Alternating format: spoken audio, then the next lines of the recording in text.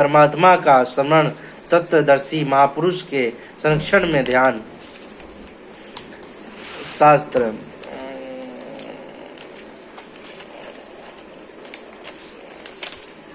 इति गुरुहात्मा शास्त्र मुक्ता मायानदा यतव बुद्ध्वा बुद्धिमसकल कृतस्य भारत गीता। इस प्रकार यह अति गोपनीय शास्त्र मेरे द्वारा कहा गया। इससे तत्व से जानकर मनुष्य पूर्ण ज्ञाता तथा कृतज्ञ हो जाता है। अंत में योगेश्वर श्री कृष्ण की यह वाणी स्वयं में पूर्ण शास्त्र है। तास्मक्ष शास्त्र ते कार्यपक्षस्य शिष्टया ज्ञात्वा शास्त्र विधानोक्त कर्म कुरुते गीता। कर्तव्य और अकर्तव्य के निर्धारण में ही शास्त्र ही प्रमाण है।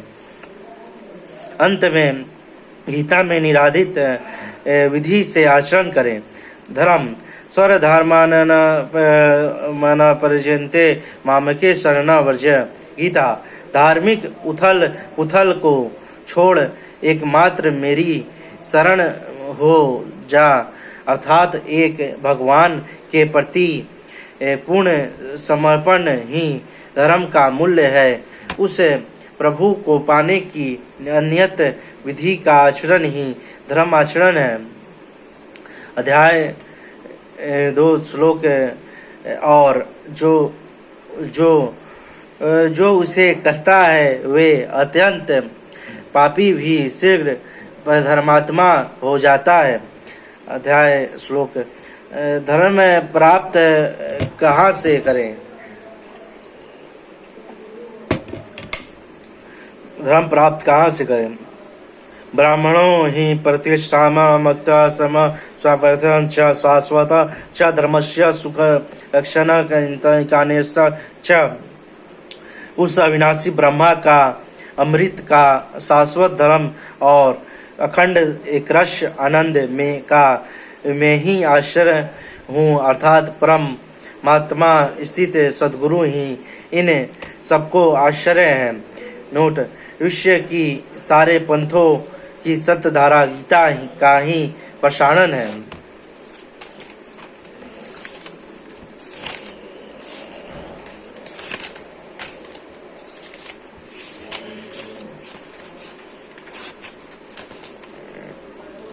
प्राचीन काल से लेकर अद्यंत मनुष्य द्वारा दिए गए तैथिक क्रम अनुसार संदेश श्री परमहंस आश्रम जगन्नाथ ग्राम वोक्ष्ट बेरेनी कछवा जिला मिर्जापुर उत्तर प्रदेश में अपने निवास की अवधि में स्वामी श्री अखाड़ानंद जी ने प्रवेश द्वारा के पास इस तारीख को गंगा दशहरा के पावन पर्व पर बोर्ड पर अंकित कराया। विश्व गुरु भारत सृष्टि का आदि शास्त्र इमा व्यस्त योगमा गीता। भगवान श्री कृष्ण ने कहा, इस अविनाशी योग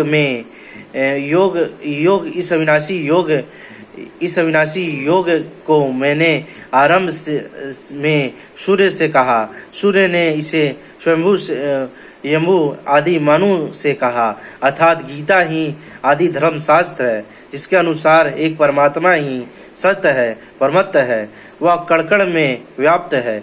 योग साधना के द्वारा वह परमात्मा दर्शन, स्पर्श और प्रवेश के लिए सुलभ है। भगवान द्वारा उपदिष्ट वह आदि ज्ञान वैदिक ऋषियों से लेकर अवधियों अचूर्ण रूप से प्रवाहित है। वैदिक ऋषि अनादिकाल वेद नारायण कण कण में व्याप्त ब्रह्मा ही सत्य है। उसे विदित करने के अतिरिक्त मुक्ति का कोई अन्य उपाय नहीं है। भगवान श्री राम त्रेता लाखों वर्ष पूर्व रामायण एक परमात्मा के भजन के बिना जो कल्याण चाहता है वह मूर्ख है। योगेश्वर श्री कृष्ण 4000 वर्ष पूर्व गीता धर्म का पुनर्शेष देश परमात्मा ही सत्य है। चिंतन की पूर्ति में उसे सनातन ब्रह्मा की प्राप्ति संभव है। देवी देवताओं की पूजा मूल बुद्धि की देन है। महात्मा मूसा 3000 वर्ष पूर्व बाइबल ओल्ड टेस्टामेंट तुमने ईश्वर से श्रद्धा हटाई, मूर्ति बनाई, इससे ईश्वर नाराज है। प्रार्थनाओं में लग जाओ। महात्मा जराथु शस्त्र 2000 वर्ष अवस्था अहुर मर्यादा ईश्वर की उपासना द्वारा हृदय में स्थित विकारों को नष्ट करो जो दुख के कारण है।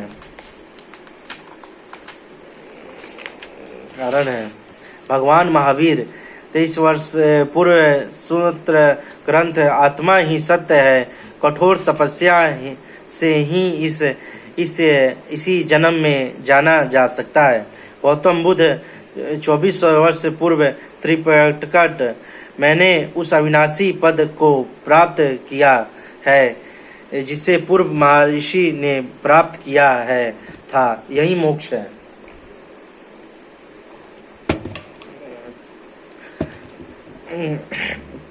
मसीहा ईसा 2000 वर्ष पूर्व बाइबल न्यू टेस्टामेंट ईश्वर प्रार्थना से प्राप्त होता है। मेरे अर्थात सदगुरु के पास आओ, इसीलिए कि ईश्वर के पुत्र कहलाओगे। हजरत मोहम्मद सल्लल्लाहु ने 23 वर्ष पूर्व कुरान में ला इलाहा इल्लल्लाह मोहम्मद रसूलुल्लाह जर्जर में व्याप्त खुदा ईश्वर के सिवाय कोई पूजनीय नहीं है। मोहम्मद अल्लाह ने के संदेशवाहक है।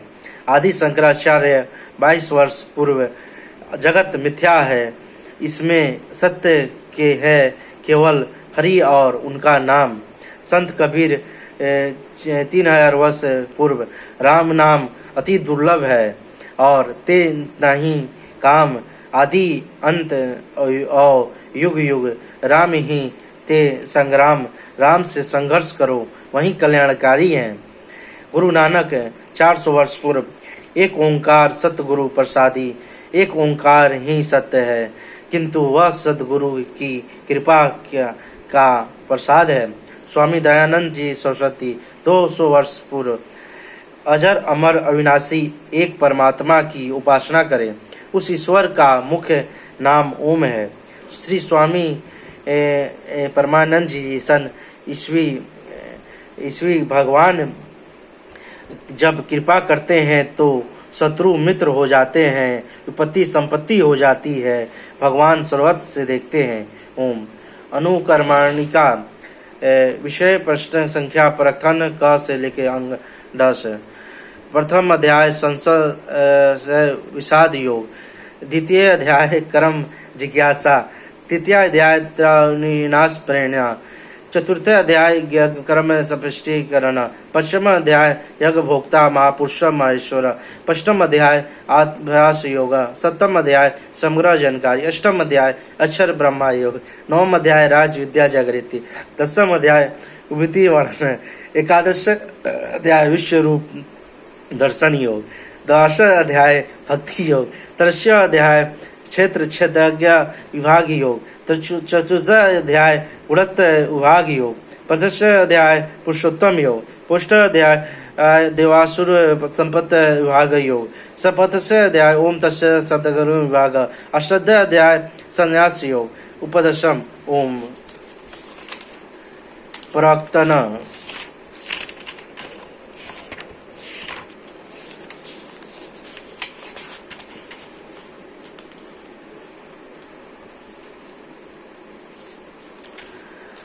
प्रवक्ता वस्तुत गीता पर टीका लिखने की अब कोई आवश्यकता प्रतीत नहीं होती, क्योंकि इस माह पर शास्त्रों की टीकाएं लिखी जा चुकी है, जिनमें 50 तो केवल संस्कृत में ही है। गीता को लेकर 50 मत हैं, जबकि सबकी आधारशिला एकमात्र गीता है। योगेश्वर श्री कृष्ण ने तो कोई एक बात कही योगी होगी, फिर भी यह मतभेद क्यों? वस्तुत वक्ता एक ही बात कहता है कि किंतु श्रोता यदि 10 बैठे हो तो 10 प्रकार के आश्रय ग्रहण करते हैं। व्यक्ति की बुद्धि द्वारा पर तामसी, राजसी अथवा सात्विक गुणों का जितना प्रभाव है, उसी स्तर से उस वार्ता को पकड़ पाता है। इससे आगे वह समझ नहीं पाता।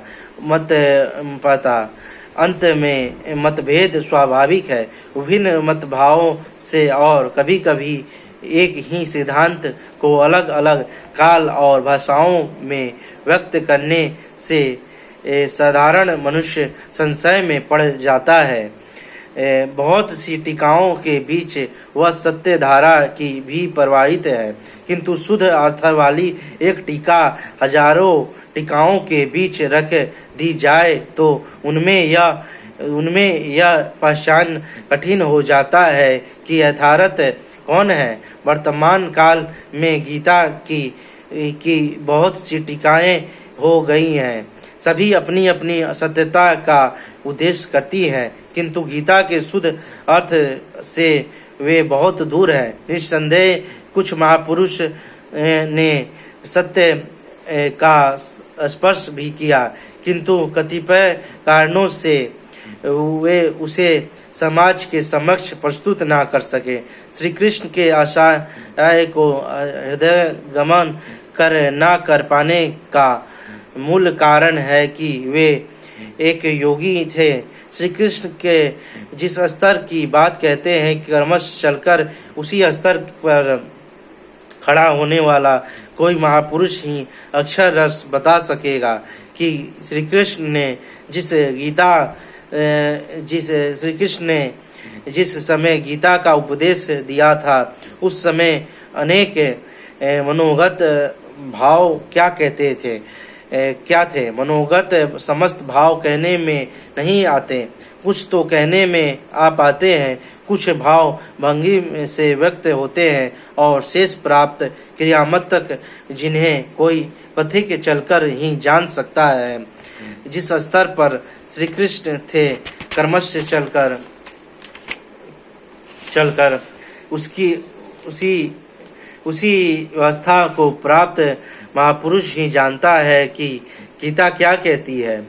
वह गीता की पंक्तियां ही नहीं दोहराता, बल्कि उनके भावों को भी दर्शा देता है, क्योंकि जो दृश्य श्री कृष्ण के सामने था वहीं उस वर्तमान महापुरुष के समक्ष भी है।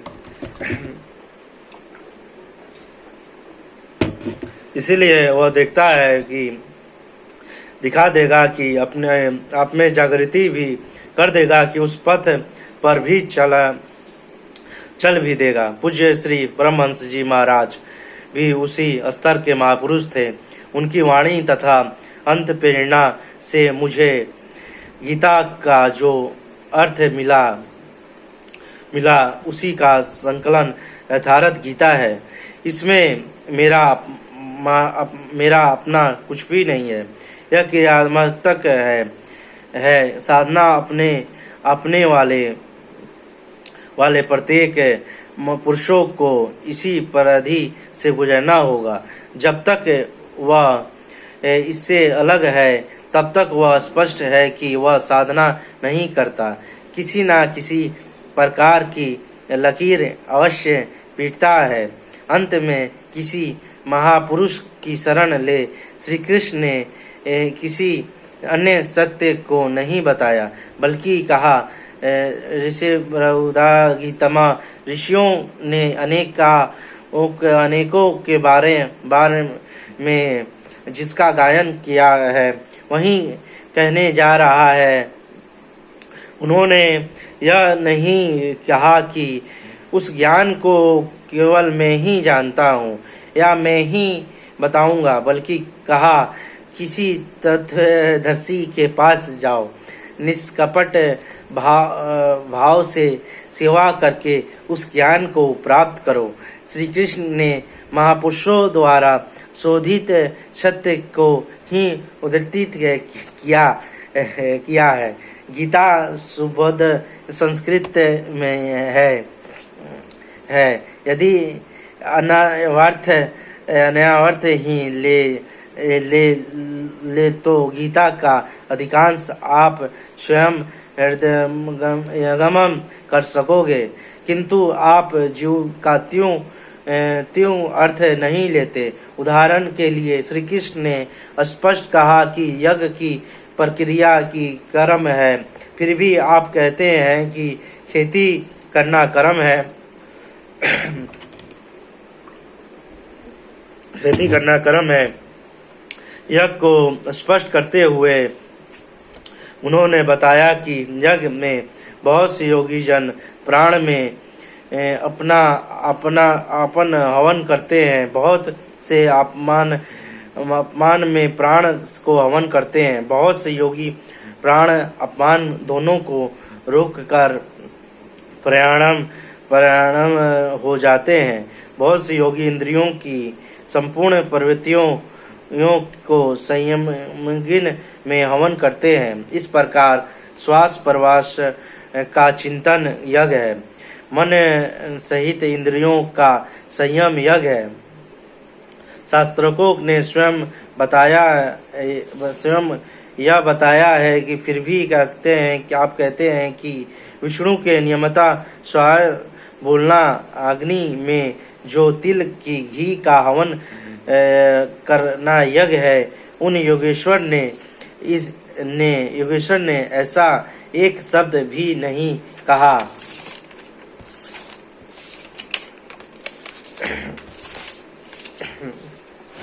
क्या कारण है कि आप समझ नहीं पाते कि बाल की खाल निकाल कर रटने पर भी कोई क्यों वाक्य विनाश ही आपके हाथ लगता है।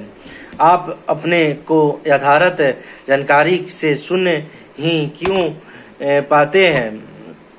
वस्तुत मनुष्य जन्म लेकर कर्मश बड़ा होता है तो प्रत्येक संपत्ति, घर, दुकान, जमीन, जायदाद, पद, प्रतिष्ठा, गाय, भैंस, यंत्र, उपकरण या इत्यादि से उसे विरासत में मिलती है। ठीक उसी प्रकार उसे कुछ ऋणियां परंपराएं, पूजा पद्धतियां भी विरासत में मिल जाती है। 33 करोड़ देवी देवता तो भारत में बहुत पहले गिने गए थे। विश्व में उनके अनगिनत रूप हैं। शिशु ज्यों बड़ा होता है, अपने माता पिता, भाई बहन, पास पड़ोस में इनकी पूजा देखता है। परिवार में प्रचलित पूजा पद्धति की अमीठी छाप उसके मस्तिष्क पर पड़ जाती है। देवी की पूजा मिली तो जीवन भर देवी रटता है। परिवार में भूत पूजा मिली तो भूत रटता है। कोई शिव तो कोई कृष्ण तो कोई कुछ पकड़े ही रहता है, उन्हें वह छोड़ नहीं सकता। ऐसे भ्रांत पुरुष को गीता जैसे कल्याणकारी शास्त्र मिल भी जाए तो वह उसे नहीं समझ सकता। वैदिक संप्रदाय को कदाचित वह छोड़ भी सकता है, किंतु इन रूढ़ियों और मजहबी पक्षों को नहीं मिटा सकता। पैतृक संपत्ति को हटाकर आप हजारों मील दूर जा सकते हैं, किंतु दिल दिमाग में अंकित या रूढ़िगत विचार वहाँ भी आपका पिंड नहीं छोड़ता। आप सिर काटकर अलग तो रख नहीं सकते। अंत में आप यथार्थ शास्त्र को भी उन्हीं रूढ़ियों, रीति रिवाजों, मान्यताओं और पूजा पद्धतियों के अनुरूप डालकर देखना चाहते हैं। यदि अनुरूप बात ढलती है, वार्ता का क्रम बैठता है तो आप उसे सही मानते हैं और नहीं ढलती तो गलत मानते हैं। इसीलिए आप गीता का रहस्य नहीं देख पाते। गीता का रहस्य ही बनकर रह जाता है। इसके वास्तविक प्राकृतिक संत अथवा सद्गुरु है। वही बता सकते हैं कि गीता क्या कहती है। सब नहीं जान सकते। सबके लिए सुलभ उपाय यही है कि इसे किसी महापुरुष के साधि में समझे, जिसके लिए श्री कृष्ण ने बल दिया है। गीता किसी विशिष्ट व्यक्ति, जाति, वर्ग, पंथ, देश, काल या किसी रूढ़ि संगत ग्रस्त संप्रदाय का ग्रंथ नहीं है, बल्कि यह सर्वलौकिक स्वारकालिक धर्म ग्रंथ है। यह प्रत्येक देश, प्रत्येक जाति तथा प्रत्येक स्तर के प्रत्येक स्त्री पुरुष के लिए सबके लिए है। केवल दूसरों से सुनकर या किसी से प्रभावित होकर मनुष्य को ऐसा निर्णय नहीं लेना चाहिए जिसका प्रभाव सीधे उसके अपने अस्तित्व पर पड़ता हो। पूर्वाग्रह की भावना से मुक्त होकर सत्यनिष्ठों के लिए यह आश्रय ग्रंथ आलोक सद्भय है। हिंदुओं का आग्रह है कि वेद ही प्रमाण है। वेद का अर्थ है ज्ञान, परमात्मा की जानकारी। परमात्मा ना संस्कृत में है ना संहिताओं में है। पुस्तक तो उसका संकेत मात्र है। वह वस्तुत हृदय में जागृत होता है। विश्वामित्र चिंतन कर रहे थे। उनकी भक्ति देखकर ब्रह्मा आए, बोले, आज तुम ऋषि हो। विश्वामित्र को संतोष नहीं हुआ, चिंतन में लगे रहे। कुछ काल पश्चात देवताओं सहित ब्रह्मा पुनः आए और बोले, आज से तुम राजर्षि हो। किंतु विश्वामित्र का समाधान न हुआ। वे अनवरत चिंतन में लगे रहे। ब्रह्मा देवी संप्रदायों के साथ पुनः आए और बताएं कि आज से तुम महर्षि हुए। विश्वामित्र ने कहा, नहीं, मुझे जितेंद्रिय ब्रह्म ऋषि कहें। ब्रह्मा ने कहा, अभी तुम जितेंद्र नहीं हो। विश्वामित्र ने पुनः तपस्या में लग गए। उनके मस्तिष्क से तपस्या की आभा निकलने लगी। तब देवताओं ने ब्रह्मा से निवेदन किया। ब्रह्मा उसी प्रकार विश्वामित्र से बोले, अब तुम ब्रह्म ऋषि हो। विश्वामित्र ने कहा, यदि मैं ब्रह्म ऋषि हूँ तो वेद हमारा आवरण करे। वेद विश्वामित्र के हृदय में उतर आया जो तत्व विदित नहीं था, विदित तो गया। यही वेद है, ना कि पोथी। वहाँ जहाँ विश्वामित्र रहते हैं वहाँ वेद रहता है।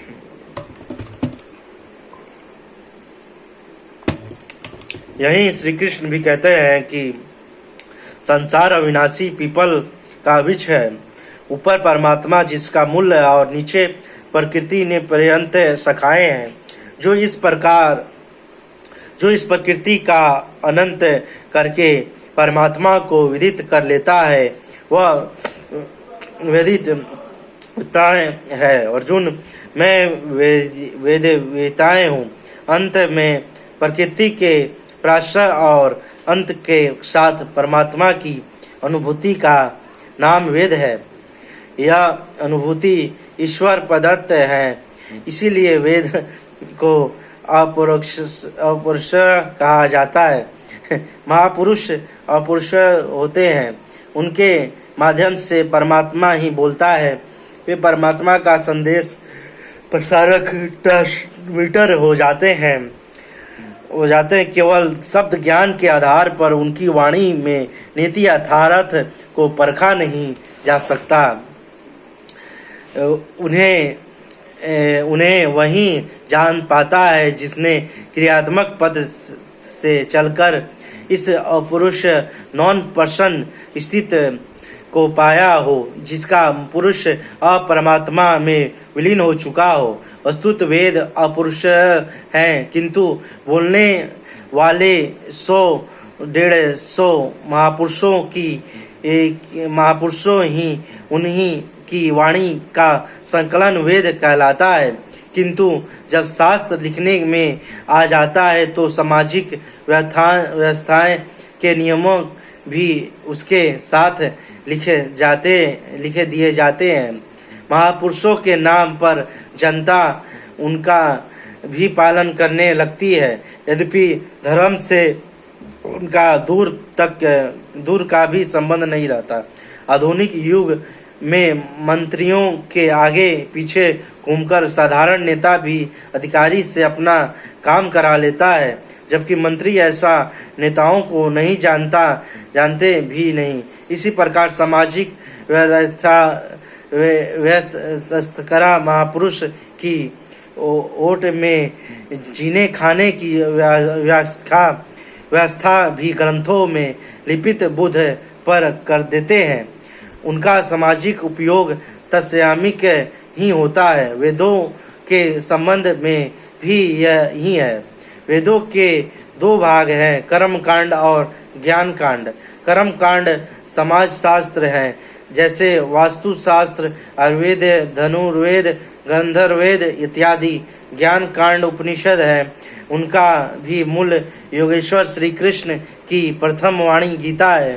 सारांशत गीता अपरुष परमात्मा से सुमुद्रित उपनिषद सुधा का सार सर्वस्व है। इसी प्रकार प्रत्येक महापुरुष जो परमत्व तत्व को प्राप्त कर लेता है, स्वयं में धर्म ग्रंथ है। उसकी वाणी का संकलन विश्व में कहीं भी हो शास्त्र कहलाता है। किंतु कतिपय धर्म विलंब का यह कथन है कि जितना कुरान में लिखा है उतना ही सच है। जब कुरान नहीं उतरेगा, ईसा मसीह पर विश्वास किए बिना स्वर्ग नहीं मिल सकता। वह ईश्वर का इकलौता बेटा था। अब ऐसा महापुरुष नहीं हो सकता। उनकी रूढ़िवादियां हैं। यदि उसी तत्व को साक्षात कर लिया जाए तो वही बता फिर होगी। गीता सार्वभौम धर्म के नाम पर प्रचलित विश्व के समस्त धर्म ग्रंथों में गीता का स्थान अद्वितीय है। यह स्वयं में धर्मशास्त्र ही नहीं बल्कि अन्य धर्म ग्रंथों में नियति सत्य का मानदंड भी है।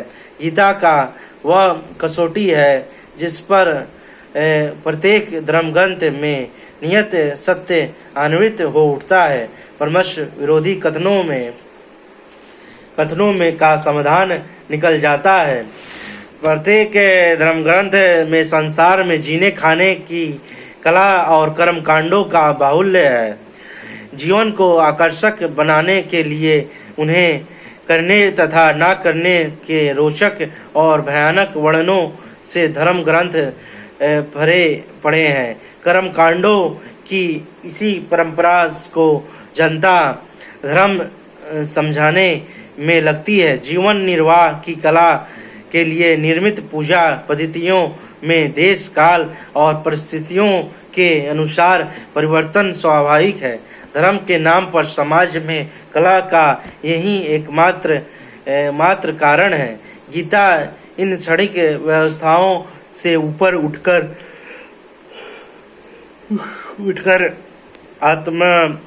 आत्मा की पूर्णता में प्रतिष्ठित करने का क्रियामत अनुशीलन है, जिसका एक भी श्लोक भौतिक जीवन यापन के लिए नहीं है।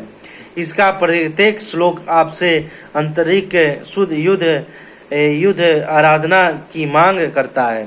तथा कथित धर्म ग्रंथों की भांति यह आपको स्वर्ग या नरक के द्वंद्व में फंसाकर नहीं छोड़ता, बल्कि उस अमृत की उपलब्धि कराता है जिसके पीछे जन्म मृत्यु का बंधन नहीं रह जाता। प्रत्येक महापुरुष की अपनी शैली और कुछ अपने विशिष्ट शब्द होते हैं। योगेश्वर श्री कृष्ण ने भी गीता